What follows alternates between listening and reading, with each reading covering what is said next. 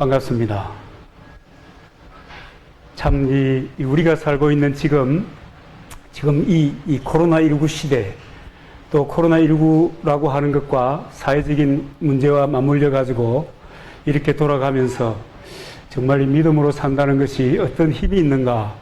하나님은 정말 이 시간에도 불구하고 살아계시는가? 또한 우리에게 많은 질문을 던져 줍니다. 내가 이렇게 믿어서 되는 것인가? 어제 뉴스에 보니까 서울에 있는 교회의 어떤 분들이 대전으로 와서 소모임을 하고 갔다. 대문짝만하게 이렇게 텔레비전에, 대문짝만한 거는 우리 집에 텔레비가 이제 당근에서 이렇게 아주 큼지막한 텔레비가 되는 바람에, 진짜 큼지막한 뉴스가 났더라고요. 대전에 와서, 소모임을 했는데, 어떻게 그럴 수가 있는가? 주로 많은 사람들이 그렇게 생각했을 것입니다. 어떻게 그럴 수가 있는가? 지금 코로나19가 창궐하고 있는데 서울, 경기도에서 예배 금지 명령을 내렸더니 대전에 와서 소모임을 했다. 이야, 도대체 어떻게 그럴 수가 있는가? 여러분 어떻게 생각합니까? 그 뉴스의 취지 자체가 어떻게 그럴 수가 있는가? 이런 거였는데 여러분 어떻게 생각하십니까? 코로나19를 통해서 예배를 모여서 드리는 분들이나 예배 이렇게 모이는 예배의 장소에 모이지 못하는 분들이나 사실은 그 마음의 그 아픔이라고 하는 것은 아마 동일할 것입니다. 그런데 안타까운 것은 믿는 사람들도 그 기사를 보고 어떻게 이럴 수 있겠는가 라고 하는 것에 점점 공감되어서 살아가고 있는 시대에 되어 가고 있습니다. 우리도 교회 보면 지금 어른들 교회 못 나오시잖아요. 마을 주민들이 너무 만류를 하니까. 근데 그런 것을 이제 우리가 경험하면서 사는데 정말 앞으로 심각하게 이런 것은 사실은 별 큰 문제도 아니거든요. 정말 심각하게 우리의 모든 출입이 통제가 되고 신앙이 자유를 잃어버린 그런 시대가 되었을 때, 그렇게 되었을 때, 초기교회 사람들이 박해를 피해서 무덤 속에 들어가서, 동굴 속에 들어가서 예배하고 비밀리에 모이는 그런 현상이 만약에 우리들에게도 벌어진다고 가정했을 때, 우리는 다른 사람들처럼 그 사람들이 우리가 될 수도 있거든요. 욕할 수 있겠는가? 비난할 수 있겠는가? 정말 생각해 보아야 될 문제입니다. 믿음으로 산다는 것은, 여러분, 믿음으로 산다는 것은 무엇입니까? 오늘 본문에 보면 예수님께서 예루살렘에 나오셔서 베다니로 들어가실 때 무화과 나무가 한 그루가 아마 울창한 무화과 나무가 있었나 봐요. 그래서 무화과 나무에 가서 열매를 구했는데 열매를 구할 수 없으니까 예수님께서 그 무화과 나무를 혼냈어요. 그런데 예수님께서 그 무화과 나무를 혼낼 그때는 이 무화과 나무가 열릴 때가 아니었던 겁니다. 그럼에도 불구하고 혼내었어요. 아마 예수님께서는 그런 생각을 하셨는지 모르겠습니다. 그는 창조주이시기 때문에 창조주가 보실 때 언제나 보시기에 아름답고 또 하나님께서 창조주가 원하는 열매가 맺혀 있어야 하는데 그 때가 언제이든지 간에 너 왜 열매가 없니? 이렇게 생각하셨을 수도 있었을 것이다. 그런 생각을 합니다. 근데 어쨌든 이제 베다니에서 지내시고 이제 이튿날 나오다가 다시 그 무화과 나무 옆을 지나게 되었는데 보니까 무화과 나무에 그야말로 이 잎이 다 떨어져 버리고 죽어버렸다, 시들어버렸다. 그것을 보면서 지금 이 이야기를 지금 예수님이 오늘 이 본문의 얘기를 하고 계십니다. 여러분, 그 무화과 나무에 대한 이야기를 두고 예수님께서 하나님을 믿으라 이렇게 얘기합니다. 하나님을 믿어라. 너희도 하나님을 믿어라. 제자들아, 너희도 하나님을 믿어라. 절대자이신 하나님을 믿어라. 창조주이신 하나님을 믿어라. 믿어라. 그런데 이 믿는다는 말은요, 그 원문의 뜻을 보면은 계속적으로 믿는 것을 얘기합니다. 어제는 믿었는데 오늘은 흔들리고 내일은 잘 모르겠다, 이런 차원이 아니고 계속 변함없이 믿는 그 믿음을 이야기하는 것입니다. 지속적인 믿음을 가져라. 이 하나님을 믿으라는 말을 만약에 이 원문에 있는 표현대로 하면 하나님을 믿되 지속적으로 믿어라. 계속 믿어야 한다. 끊임없이 믿어라 라고 하는 이야기를 하는 겁니다. 왜 끊임없이 믿으라고 얘기할까요? 왜 지속적으로 믿을 것을 권고하고 있을까요? 그것은 여러분, 세상에는 우리가 하나님을 믿고 살아가기에는 너무 복잡한 일이 많다는 거예요. 또 맞아야 하는 그 상황들이 하나님이 계시면 어떻게 이런 일이 있을 수 있단 말이냐 라고 하는 생각이 들 정도의 많은 일들이 우리의 삶 가운데 등장하는 것입니다. 그래서 믿어라. 지속적인 믿음, 그것을 우리에게 강조하는 겁니다. 그런데 대개의 경우는 그렇잖아요. 믿음이 변해요. 처음에는 못 모르고 교회 나와요. 여러분 그렇지 않아요? 저는 모태신앙이니까 못 모르고 교회 나왔죠. 그러다가 못 모르고 나왔다가 어느 날 주님을 경험하게 돼요. 성경에 깊이 빠지게 돼요. 그래서 불같은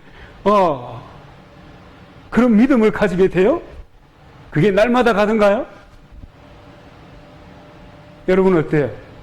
어제는 믿음으로 살고 하나님의 언약을 붙잡고 정말 오늘을 밝게 생각하면서 하나님이 이끄신다, 하나님이 역사하신다, 비록 내 인생이라 할지라도 하나님이 이끄시고 하나님이 함께하여 주심으로 이렇게 내가 존재할 수 있다. 그러므로 내일도 하나님이 인도하실 것이고 내일도 하나님께서 내 손 잡아주실 것이고 그렇게 생각했는데, 그런데 어느 날 보니까 내가 누구인가?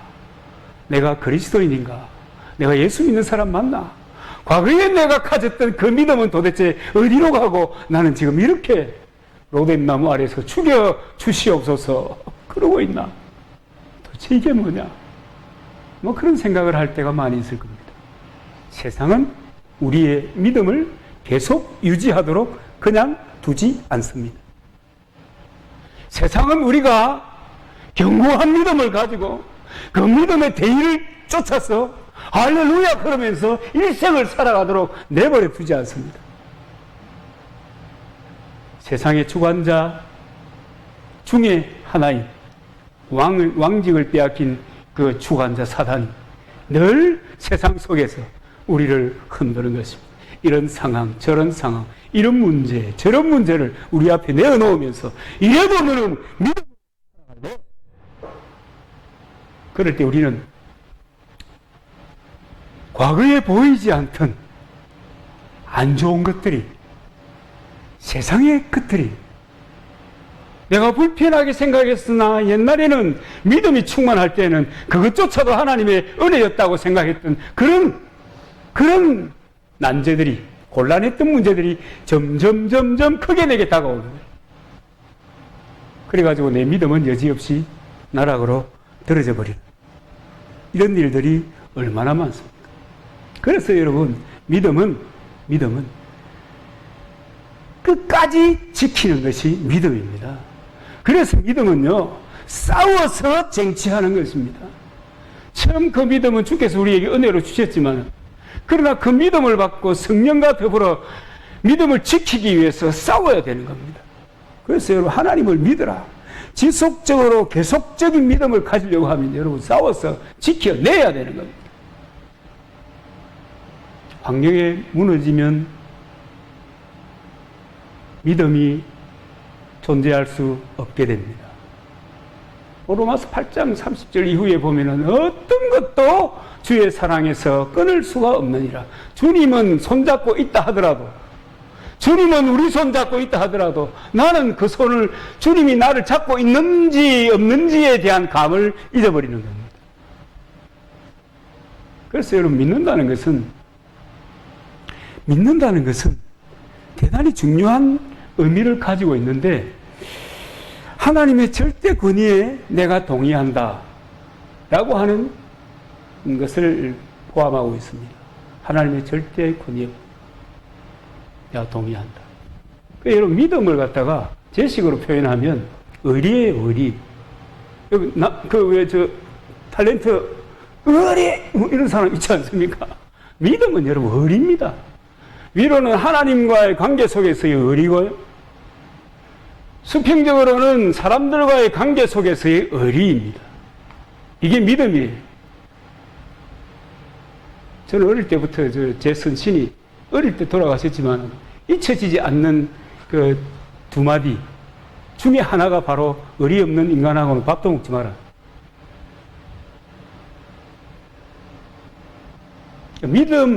믿어지지 않는 사람들과의 관계를, 제가 어릴 때 아버지 세상살이를 많이 했던 아버지는, 그러니까 상처가 좀 있었던 것 같아요. 그죠? 그러니까 그런 말씀을 하시죠. 하나님의 절대 권위에 대한 동의입니다. 그리고 믿음이라고 하는 것은요, 하나님을 신용하는 겁니다. 언제까지요? 영원히 신용하는 것입니다. 그래서 그것 때문에 모든 것을 하나님께 맡기는 겁니다. 우리가, 저나 여러분이나 세상살이를 하는 사람이잖아요. 세상살이를 하는 사람의 공통점이 뭔지 아십니까? 먹고 산다. 남들 다 이 세상 사람들이 살아가는 보편적인 삶의 방식은 다 또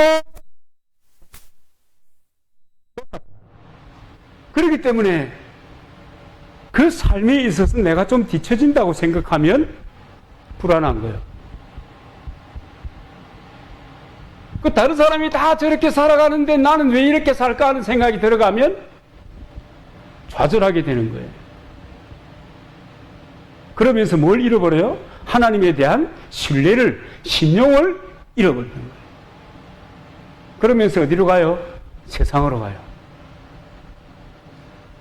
우리 찬송가에 보면 이 세상 사람 날 몰라줘도, 이 세상 사람 날 몰라줘도, 그런 가사 있는 노래 있죠. 세상 사람이 날 몰라줘도 라고 하는 그 말의 의미는 세상과 동떨어진 삶을 내가 비록 살아간다고 할지라도 나는 하나님을 신뢰하겠습니다. 하나님을 신용하겠습니다. 하나님을 붙잡겠습니다. 당신의 인도에 내 인생을 맡기겠습니다. 이거거든요. 신용하는 것. 여러분 만약에 우리에게 아마 그런 질문을 한번 던져보십시다. 로또가 당첨이 됐어요. 요새는 로또 당첨돼도 얼마 안 되잖아요. 10억이 당첨됐다고 쳐요. 자, 10억이 당첨돼서 아무도 몰라. 그걸 현금으로 만들어서. 그런데 이걸 누구에게 맡겨놓을까? 누구에게 맡겨놓을까? 아들에게 맡길까? 시집간 딸에게 맡길까? 별로 신뢰가 가지 않는 남편에게 맡길까? 누구에게 맡겨야 돼요? 그러다가 어디 찾아가요?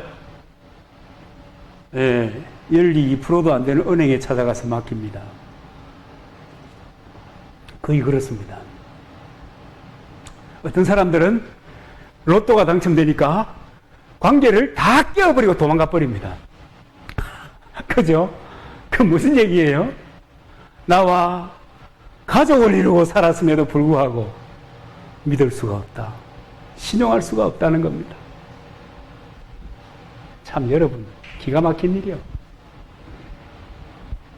이 공동체도 마찬가지인 거예요. 여러분, 왜 우리의 마음이 상하고 이를테면은 하나 되게 하소서 하죠? 사실은 될 것 아닌 것 가지고 하나 되게 하소서 그러는 거예요. 이미 하나입니다. 그래서 여러분, 이 신뢰한다는 것이 얼마나 중요한지 몰라요. 신뢰가 깨지면 다 깨어지는 거예요. 다 깨어져 버려요. 그래서 여러분, 저는 그렇게 생각하거든요. 하나님은 절대 신뢰해야 될 분이십니다. 교인들은요, 저는 그래 생각합니다. 믿어주자! 믿어주자. 언제까지 믿어주자? 내 코피 터질 때까지 믿어주자. 믿어주자. 믿어줘야 될 거 아닙니까? 좀 더 근본적으로 얘기하면, 교회는 하나님의 영적인 가족입니다. 나의 개인적인 가족이 아니라고요. 나의 개인적인 가족도 중요하고 귀하고 하나님께서 구별해서 세웠지만은 하나님의 나라의 꿈을 가지고, 하나님의 꿈을 가지고 이 땅에 세운 공동체가 교회 가족입니다. 여러분, 우리 개인적인 가족에 대한 어떤 애착이나 그 꿈이나 그 관계보다도 더 징하고 더 중요하고 더 위대한 공동체가 여러분 교회입니다. 교회를 통해서 하나님은 세상을 변화시키기를 원하시기 때문에 그렇습니다. 교회가 그래 중요한 거예요. 그래서 교회가 영적인 가족인 거예요. 그래서 교회 위에는 아무것도 없어요. 왜냐하면 교회의 머리가 예수 그리스도이시기 때문에 그렇습니다. 그렇게 중요한 교회. 여러분, 우리가 서로 관계를 신용하고 살아가는 거예요. 그래서 저는 우리 교회 교인이 아니면, 이를테면 저와 함께 신앙생활한 사람들이 아니면 별로 그렇게 신앙 믿음에 대해서 별로 인정하기가 어려워요. 기본적으로 이 사람들은 패밀리, 스피리추얼 패밀리, 영적인 이 가족이라는 걸 몰라요. 그렇기 때문에 내 이해관계에 관해서 교회에서 반응하는 거예요. 내게 어떤 이해관계가 있는가에 따라서 그냥 표현하고 반응하고 그 다음에 잘라버리기도 하고 그러는 거예요. 진정한 의미에서 교회를 모르는 그리스도인은 생각을 많이 해봐야 됩니다. 생각을 많이 해봐야 돼요. 그래, 그 하나님에 관해서도 절대적인 권위에 동의하고 하나님을 영원히 신뢰하는 것입니다. 맡길 수 없다는 것은 얼마나 여러분 불편한지 몰라요. 맡길 수 없다는 것은 신뢰할 수 없다는 거예요. 제가 맡겨놨다가 이런 생각이 들면 되겠어요? 신용할 수 없다는 것입니다. 결국 여러분, 함께 할 때 서로 신뢰하지 못하면 그 공동체, 그 관계는 남편과 아내라도 깨어지는 겁니다. 일촌이잖아요. 세상에서 가장 가깝다. 세상에서 가까운가. 깨어져 버립니다. 이사야서 43장을 여러분 한번 들어보시겠습니까? 43장 1절 2절. 야곱아, 너를 창조하신 여호와께서 이제 말씀하시느니라. 이스라엘아, 너를 조성하신 자가 이제 말씀하시느니라. 너는 두려워 말라. 내가 너를 구속하였고 내가 너를 지명하여 불렀나니 너는 내 것이라. 내게 물 가운데로 지날 때에 물이 너를 침몰치 못할 것이라. 내가 불 가운데 못하리니. 그렇게 말씀하셨습니다. 우리가 물 가운데로 지나가지 않는다는 것이 아니에요. 물 가운데로, 풍랑 가운데로 지나갈 수도 있어요. 물 가운데 전혀 없는 그런 불 가운데 지나갈 때도 있을 것입니다. 그러나 그때도 불구하고 내가 너를 지명하여 부른 나의 가족이기 때문에 내가 너를 지킬 것이다. 지킬 것이다. 그래서 여러분, 우리는 하나님을 신뢰하고 신용하고 그렇기 때문에 그 하나님의 말씀이 오늘 내게도 이루어지는 그 은혜를 누리며 사모하며 그 말씀에 순종하며 오늘도 예배 자리에 나와서 이 험한 시절에 우리는 참 여러분 얼마나 감사한지 몰라요. 왜냐하면 주변에 인구가 별로 없어요. 이게 얼마나 감사한지 몰랐네. 세상에 이 주변에 사람 없는 것이 이렇게 고마울 때가 될 줄 몰랐어요.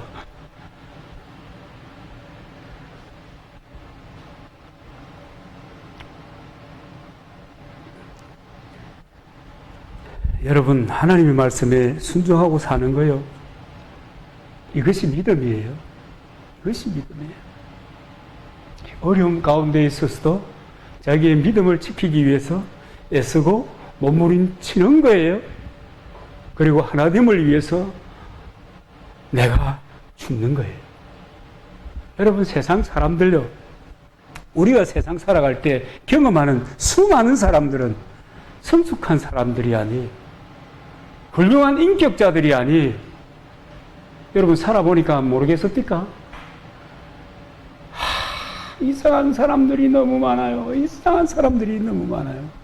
그런 가운데 우리가 믿음으로 살아야 되고, 그런 가운데에서 빼내심을 받은 사람이 교회라고 하는 하나님의 영적인 가족 공동체에 모여가지고 서로 힘이 되어서 세상 가운데 함께 버티고 살아가고 성장해 가는 겁니다. 그래서 여러분, 우리가 이 신자의 삶을 믿음 생활이라고 하는데, 믿음이라고 하는 것을 어떻게 믿어야 되는가, 어떻게 생활해야 하는가, 그리고 어떻게 믿을 때 어떤 결과가 나오는가 라고 하는 것에 대해서 우리가 인지해야 합니다. 아니, 내 다 안다. 보편적으로 저도 그랬다잖아요. 고등학교 2학년 때부터 목사님 설교하시면, 본문 나왔네. 첫째로, 서로는 잘 몰라요. 어떻게 전개할지 모르니까. 첫째로 이거 하시겠다. 밑줄 긋고 1 해놓으면 딱 맞아. 둘째로 2 밑줄 긋고 딱 맞아. 그게 오랫동안 한 교회에서 그 목사님의 예배에 익숙했던 사람들의 모습입니다. 그래서 생각하는 거예요. 나 다 알아. 여러분도 그렇게 생각하고 있죠? 나 다 알아. 믿음, 뻔하네. 믿음 생활 뻔하지 뭐. 여러분, 아는 게 별 중요한 게 아니에요.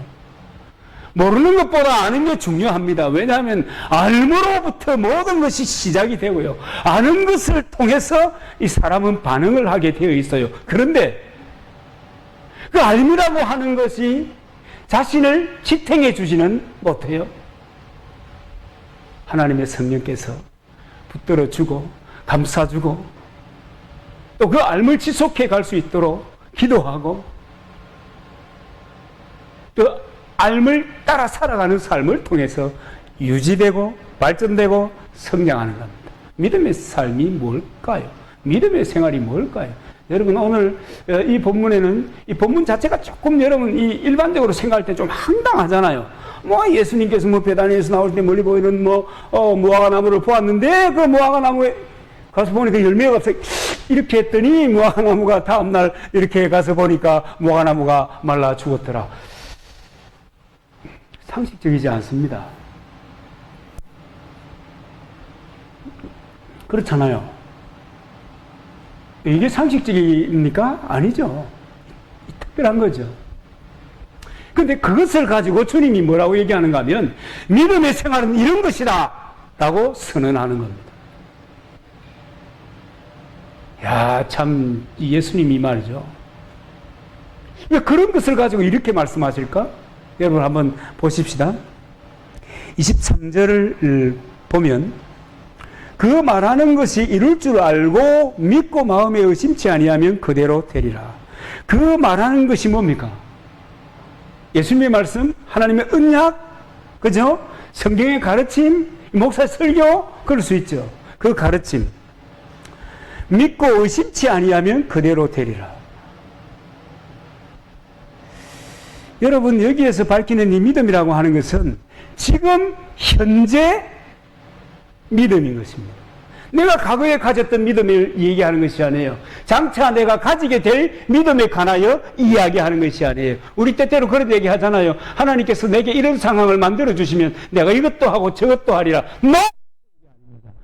미래에 관한 얘기가 아니라고요. 또 내가 과거에 대한 얘기 아닙니다. 오늘 지금 이 순간 내가 믿고 의심치 않으면 그대로 되리라. 상식적이지 못한 일이 일어난다. 상식적이지 못한 일을 뭐라고 그래요? 기적이라고 그래요. 기적이 일어난다. 그래서 여러분, 성경이 말하는 이 믿음이라고 하는 것은 도중에 식어지는 것이 아닙니다. 파도를 타는 것이 아니에요. 우리 인생은 파도를 타고 갑니다만은 이 믿음은 파도를 타는 믿음을 가지고는 이런 놀라운 역사를 경험할 수가 없다. 예수님이 그렇게 우리에게 가르쳐 주고 있는 것입니다. 그래서 여러분, 사도 바울은 디모데후서 4장 7절에 보면 선한 싸움을 싸우고 달려갈 길을 마치기까지 믿음을 지켜야 한다. 예, 여기서 얘기하는 믿음의 다른 표현입니다. 그게 그 구체적인 표현이에요. 믿음은 끝까지 지키는 것이다. 제가 바울의 해석을 다시 읽어볼게요. 선한 싸움을 다 싸우고 달려갈 길을 마치기까지 믿음을 지켜야 한다. 그렇게 하려고 하면 어떻게 해야 돼요? 믿음을 지키기 위하여 싸워야 되는 거예요. 세상의 경험과 싸워야 돼요. 자기의 경험과 싸워야 돼요. 큰 물결을 거슬러 올라갈 때는 거슬러 올라가야 돼요. 내게 엄청난 문제가 왔으면 그것도 다 싸우면서 하나님의 인도를 믿고 그분의 주권을 믿고 그분의 인도하심을 믿고 잊히고 지키며 무엇을요? 믿음을 지키며 나아가는 것입니다. 그래서 변함없이 야, 어떻게 변함없이 우리가 믿음의 삶을 살아갈 수 있단 말인가? 그러니까 싸워야 되는 거예요. 내게 안 좋은 이야기가 들어오면 막아요. 근데 이제 저도 좀 나이가 드니까 그죠. 다른 목사님들하고 얘기하다가 야, 이게 말이 안 되네 싶고 막 다음에 하자. 그럼 계속 그거 듣고 있으면 계속 거기에 감염이 되는 거예요. 계속 안 좋은 얘기에 감염이 되는 거예요. 끊자. 그 다음에 전화하면 니는 그렇게 말해갖고 니 스트레스 풀지만 난 스트레스 쌓인대. 그래서 끊었대.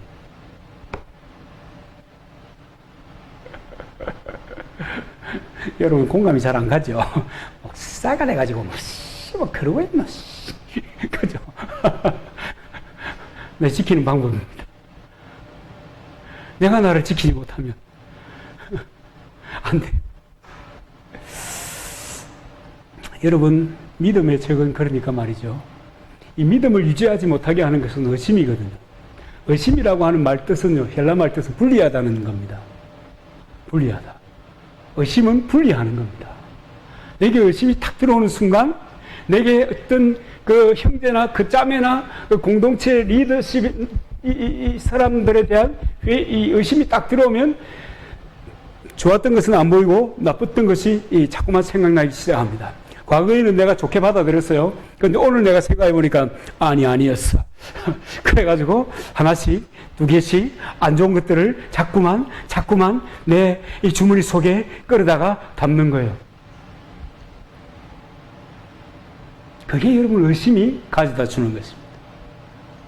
너무 좋았던 관계가 한순간에 탁 틀려요. 의심이 심어졌기 때문입니다. 그래서요, 좀 의심이 들 바에는 여러분 혹시 의심이 들면 확인해 보세요.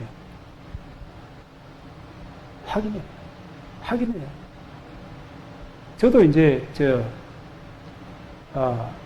교단에 이제 여러분 행정 보류했다는 것은 교단을 탈퇴하기 전 단계입니다. 아직은 고신에 속해 있는 겁니다. 그런데 행정 지도를 받지 않는다 하는 겁니다. 그래서 행정 지도를 안 받기 때문에 실제적으로 교단에서 볼 때는 교단을 탈퇴했다 이렇게 보는 거예요. 그러나 법적으로는 탈퇴한 것이 아니에요. 우리가 어디에 속해 있는가 뭐 혹시 궁금한 분들이 있는지 모르겠어요. 아직은 고신에 속해 있는데요. 아직은. 앞으로는 몰라요.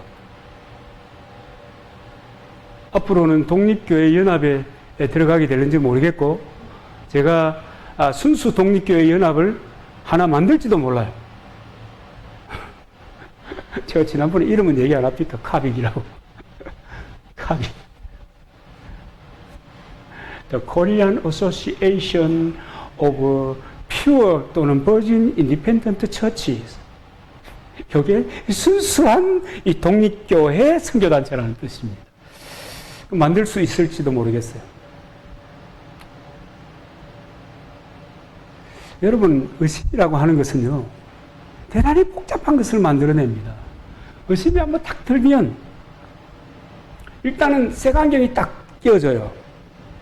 색안경이 끼워지는 건 마찬가지예요. 그 다음에 부수적으로 장착하는 것이 현미경이에요. 돋보기 또는 현미경. 색안경 끼고 돋보기로 딱 보는 거예요. 그것이 의심이 든 사람이 상황을 보는 안목입니다. 그러니까 그게 정확할 수 있습니까? 절대 없습니다. 일반적으로 좋은 시력이라고 하면 1.0에서 2.0, 참 꿈같은 시력입니다. 저에게는. 65세가 되어서 자동차 면허 갱신을 할 때 0.6, 0.6이 나와야 하는데, 참 기독거리입니다. 그래서 제가 안과에 가서 물어보니까, 백내장 초기인데 이거 수술하면 충분히 0.6 이상 나올 수 있습니다. 뭐 그런 얘기 하더라고요. 좋은 시력, 1.0에서 2.0 사이에 있는 것을 좋은 시력이라고 하는데요. 여러분, 그 좋은 시력을 가져도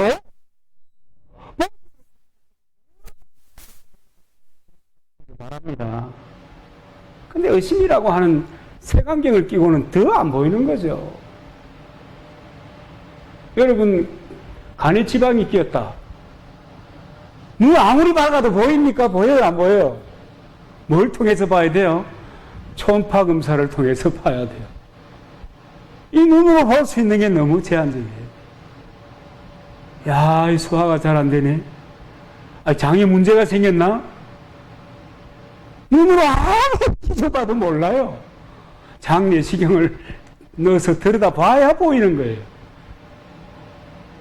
저 지난번에 S병원에 포항에 갔잖아요. 영수증을 안 가져오는 바람에 보험 처리를 못하고 있는데. 머리가 아프다? 그런데 머리가 왜 아프지? 고장이 났나?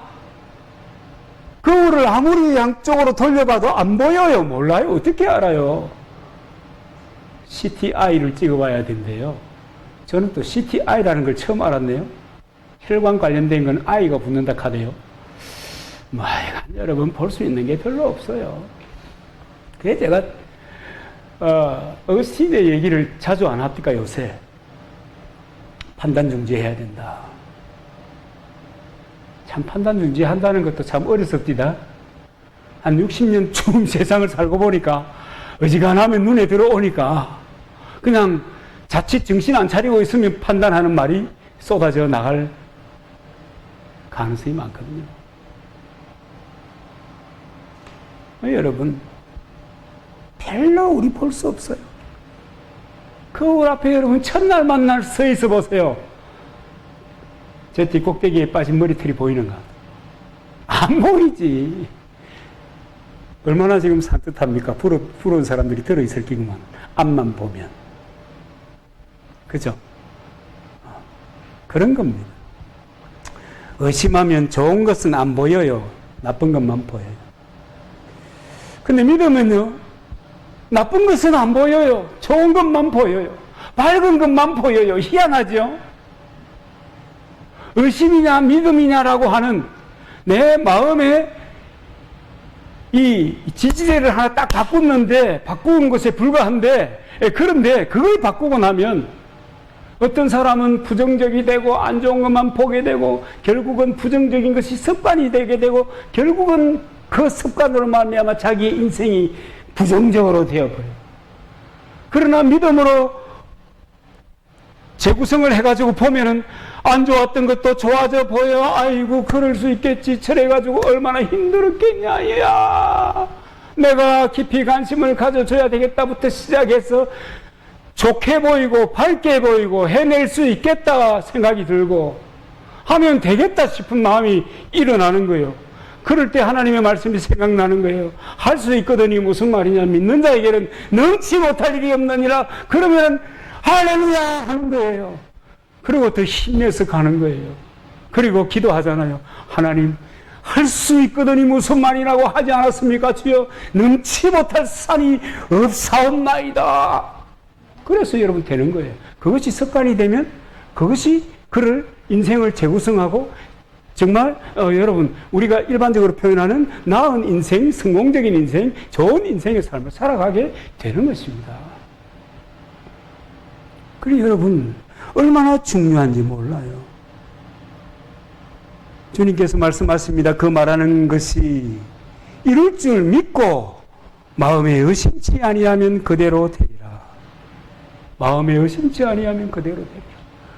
그런데 그 믿음은 뭐 하는 거라고요? 계속 지속시키는 거라고요. 싸워서 지키는 거라는 말입니다. 물 가운데 지나가든 불 가운데 지나가든 주께서 나를 지킬 것이다. 아멘. 자기는 지금 옷에 불이 붙어 있는데도 그런 생각이 들겠어요. 에이, 주위에 세상에 오매 이럴 수가 있나. 어지간하면 먼저 나오죠. 그러니까 싸우는 거죠. 주여, 의연하게. 그 다음에 보면 또 이제 여러분 많은 기독교인들이 황당하게 생각하는 말씀입니다. 왜 기독교인들이 이 말씀을 황당하게 생각할까요? 조금 이따 한번 생각해 보십시다. 무엇이든지 기도하고 구하는 것은 받은 줄로 믿으라. 그리하면 너희에게 그대로 되리라. 무엇이든지 기도하고 구한 것은 받은 줄로 믿으라. 그러면 그대로 되리라. 이게 왜 황당한 말이에요?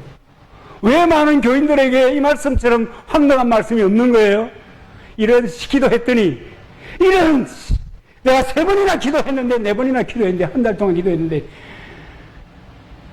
아니 기도한 것 무슨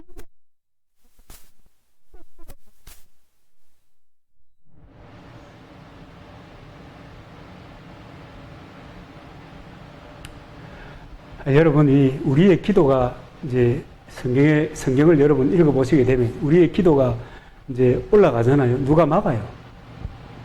또 하나님의 응답이 내려오잖아요. 누가 막아요? 막아요.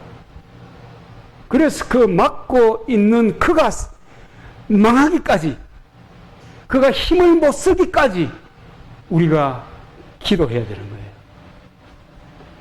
뭐 읽어보셔서 알죠?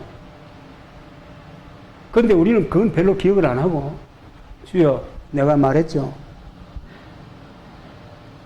하나님, 몇 번째 기도하고 있습니까? 아니, 살아계신 하나님, 내 기도를 들으시는 하나님, 도대체 이럴 수가 있습니까? 그런 사람들이 많기 때문에 지금 이 말씀이, 24절에 이 말씀이 황당한 메시지인 것입니다. 그래서 제가 얘기하잖아요. 실패는 어지간하면 안 하는 게 좋다. 작은 실패가 사람을 좌절시킬 수 있어요. 사람은 그렇게 약해요. 의지가 그렇게 강한 사람이 별로 없다고요.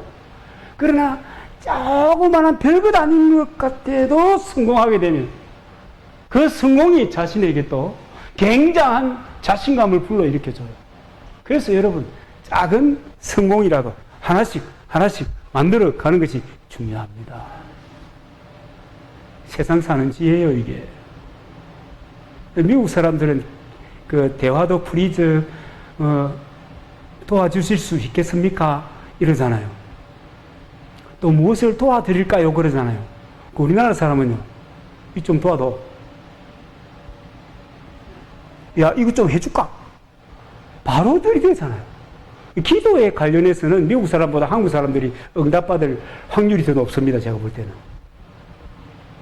기도는 베베 꼬는 것이 아니거든요. 하나님 앞에서 내 마음을 그냥 직설적으로 서론본론 결론 안 해도 돼요. 그냥 내어놓는 게 기도예요. 어디에서 어떤 방식으로 하든지 간에. 기도는 우리나라 사람들이 나은 것 같아요. 미국 사람들의 기도문 여러분 혹시 한번 그 인터넷 찾아보십시오. 하나님께서 이렇게 인도해 주시면 좋겠사옵나이다. 이렇게 해주시면 참 기쁨이 되겠습니다. 우리는 주여 이렇게 해주시옵소서. 안 해주면 나무 뽑아. 아무튼 옛날에 제 어릴 때지만은 정필도 목사님이 지금은 은퇴를 하셨지만 우리 고등부 집회 할 때 늘 그분이 강조하는 겁니다. 소나무 뿌리를 뽑든지 낭떠러지 옆에서 기도하든지 응답 안 해주면 이 내리빕니다 하고 기도해라. 그러면 응답해 줄 것이다. 그러면서 간절한 기도는 그런 것이다. 이렇게 제가 들으면서 자랐는데 우리의 기도는 우리 한국 사람들의 기도가 그런데 이 기도는 좀 직설적인 것이 옳다. 그렇게 저도 생각합니다. 꼬이면 안 되고요. 단순해야 되고요. 정말 신앙적이어야 됩니다. 제가 진해에서 부교육자 할 때 그러니까 아주 먼 옛날인데 지게차를 지입제로 지입한다는 거 아시죠? 자기 차를 회사에 이제 넣고 이제 월급을 타먹는 사람입니다. 지게차 지입을 해갖고 먹고 사는 집사님이 계셨는데 이분이 어느 날 새 차를 샀어요. 지게차를 이제 새 거를 샀어요. 근데 지게차를 새 걸 사니까 주변에 이제 동료들이 한마디씩 보태는 거 있지 않습니까? 뭐라고 보태는지 아십니까? 고사를 지내야지. 너 이거 갖고 밥 먹고 사는데 고사를 지내야 될 거 아니가. 근데 그래도 아무리 나이롱 집사라도 그렇지, 그 교회 다니는 사람이 돼지머리 갖다 놓고 고사를 지를 수는 없잖아요. 그래가지고 이제 교육자실에 이제 전화가 왔어요. 제가 받았거든요. 내 주변에 있는 사람들이 고사를 지내자고 하는데 집사가 되어서 어떻게 고사를 지내겠습니까? 담임 목사님, 당회장 목사님 모셔다가 예배를 한번 드리고 싶습니다. 언제 하니까 오늘 하더라고요. 그날 갑작스럽게 담임 목사님이 자기 그렇게 해주려고 기다리고 있습니까? 가고 안 계시고. 또 자리에 있는 분, 제가 그 중에서는 그래도 기수가 최고 높고, 제 후배 강도사 있고 전도사 있고, 그럼 어떻게 하겠습니까? 내라도 괜찮겠습니까? 집사님. 그래요. 그럼 예배당 앞으로 그거 끌고 오소. 끌고 와가지고, 기도해 드린 적이 있습니다. 그분이 지게차가 의자가 2개 있는 게 아니잖아요. 등치가 상당히 좋은 사람인데 제가 먼저 앉았기에 망정이지 그분이 먼저 앉아서 저는 아마 옆에 기대고 서갖고 했어야 될 뻔했는데 이건 지게차 위에서 참 지게질 많이 하게 해주시옵소서 하고 간절히 기도해 본 적이 있습니다. 근데요, 하나님께서는요, 그런 사람들의 사실은 어처구니 없잖아요. 뭘 지게차, 주께서 은혜를 주셔서 새 지게차를 바꿨으면 그거 타고 다니면 될 일이지 뭘 또 거기에 예배를 드리고 기도를 하고 그럴 필요가 뭐 있습니까? 그런데도요, 하나님께서 그분의 그 마음을 하나님 받으시더라고요. 제가 이제 시간이 많이 흘러서 요 남상에 와가지고 산에 소를 키우고 할 때, 진짜 소가 새끼가 안 나올 때 진짜 이 궁뎅이를 잡고 제가 열심히 기도한 적이 있습니다. 기도를 해서 그런지 새끼가 나올 때가 돼서 그런지 나오던데요. 저는 이제 기도했기 때문에 하나님께서 응답해 주셨구나 이렇게 생각하는 거죠. 여러분, 이 순수하고 단순한 믿음, 이게 참 어리석어 보이잖아요. 그죠? 그럼에도 불구하고 하나님은 그런 것을 원하십니다. 기도하고 구하는 것은 받은 줄로 믿으라. 기도하고 구하는 것을 받은 줄로 믿겨지는 것이 얼마나 단순한 거예요. 이게 믿겨지는 것이. 내가 기도했다고 해서 하나님이 듣고 내가 기도했다고 해서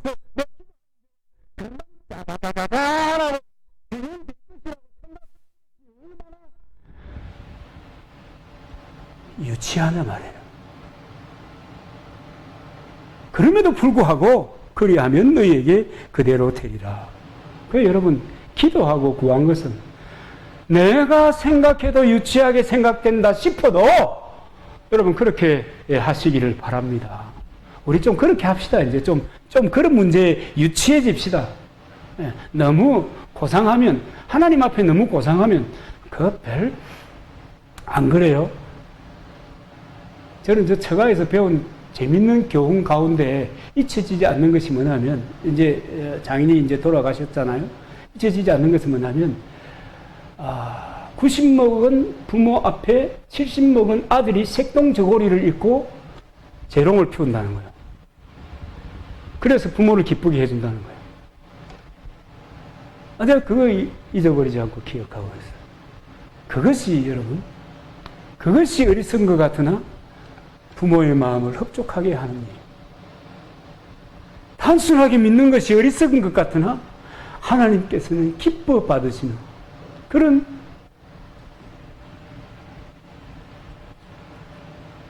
그 다음에 이제 25절에 보면, 서서 기도하는데 아무에게나 혐의가 있거든 용서하라. 그리하여야 하늘에 계신 너희 아버지도 너희 허물을 사하여 주시리라 그랬습니다. 그리고 이 말씀을 마치시고 주기도에서도 가르쳐 주잖아요. 우리가 우리에게 죄 지은 자를 사하여 준 것 같이 우리 죄를 사하여 주옵소서. 용서해야 용서를 받습니다. 사과해야 용서를 받습니다. 그런데 용서해 주는 것도 만만치 않고 사과하는 것도 만만치 않습니다. 이 용서에는 두 가지, 헬라 말에는 두 개의 단어가 용서라는 것에 사용이 되는데요. 하나는 노예를 놓아준다, 노예를 방면시켜주고 자유롭게 해준다 라고 하는 그 의미가 있는 단어가 하나 있고요. 또 하나는 뭐냐면 그냥 이유 묻지도 않고 따지지도 않고 허락해 주는 것, 그걸 용서라고 성경 원어는 이야기해 주고 있습니다. 그럼 결국은 뭐냐면 이 용서라고 하는 말에는 이 두 가지 단어가 교차돼서 쓰는데요. 그 뭐냐 하면 그냥 용서해 주라는 거예요. 주인이 노예를 방면해 주고 자유롭게 해주고, 그게 첫 번째 단어인데요. 노예라고 하는 것은 주인의 뭐예요? 재산이잖아요. 그런데 노예를 놓아주면 재산이 손실되는 거잖아요. 그럼에도 불구하고 이유 없이 자유롭게 해주는 겁니다. 그 문제로부터. 노예됨으로부터 우리 같으면 노예 문서를 불태워 보는 거예요. 이 용서입니다. 그래서 용서는 힘 없는 사람이, 약한 사람이, 을에 속한 사람이 하는 것이 아니고 갑에 속한 사람이 하는 것입니다. 그러니까 뭐예요? 예수님께서도 우리 중에 누가 큰 자입니까? 그러니까 섬기는 자가 큰 자니라. 같은 맥락에서 봐야. 누가 큰 자입니까? 용서해 주는 사람이 큰 자입니다. 근데 참 용서라고 하는 게, 그냥 내가 잘못했다 할 때는, 그죠? 진심으로 잘못했다 할 때는 용서하기가 너무 쉬워요. 내가 손해를 보더라도. 그죠? 근데 내가 이렇게 하면은, 이거 어려워요. 그러나, 이유를 찾고 까닭을 캐면 용서할 수 없습니다. 그러니까 여러분 저보고 그러지 마세요. 니는 와 그러는데 이러지 마세요. 참 어려워요. 이게 어렵다.